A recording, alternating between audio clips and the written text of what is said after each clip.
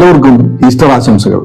ഈസ്റ്ററിനെ കുറിച്ച് ചിന്തിക്കുമ്പോൾ നമ്മൾ ഈസ്റ്റർ മുട്ടകളെ കുറിച്ചാണ് നമ്മൾ ധാരാളമായി ഓർക്കുകയും ചർച്ച ചെയ്യുകയും ചെയ്യുക. ഈസ്റ്റർ മുട്ടകൾ തയ്യാറാക്കാനായി നമ്മൾ മുട്ട കടകളിൽ നിന്ന് വാങ്ങിക്കുകയാണെങ്കിൽ 0% ടാക്സ് റേറ്റിലാണ് നമുക്ക് വാങ്ങിക്കാൻ സാധിക്കുക.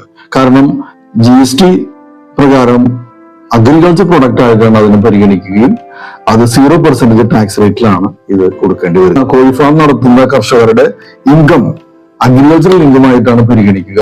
അത് ഇൻകം ടാക്സ് ആക്ട് പ്രകാരം എക്സംപ്റ്റഡ് ആണ്. അപ്പൊ മുട്ട കർഷകർക്ക് GSTയും ഇല്ല, അതുപോലെ തന്നെ ഇൻകം ടാക്സിന്റെ പരിധിയിലും പെടുന്നില്ല. റെസ്റ്റോറന്റുകളിൽ നിന്നോ ഹോട്ടലുകളിൽ നിന്നോ മുട്ട വിഭവങ്ങളായോ ഓംലെറ്റുകളായോ മറ്റു വിഭവങ്ങളായോ നിങ്ങൾ ഇത് വാങ്ങിക്കുകയാണെങ്കിൽ 5% നിങ്ങൾ നികുതി കൊടുക്കേണ്ടി വരിക. അവിടെ അതിൽ നിന്ന് കിട്ടുന്ന ലാഭത്തിന് ഇൻകം ടാക്സ് കൊടുക്കണം. ഇൻകം ടാക്സിന്റെ എല്ലാവിധ നിയമങ്ങളും ബാധകമായിരിക്കും. പപ്സ് എല്ലാവർക്കും ഇഷ്ടമാണല്ലേ? അതൊരു ബേക്കറി വിഭവമായിട്ടാണ് നമ്മൾ പർച്ചേസ് ചെയ്യുക.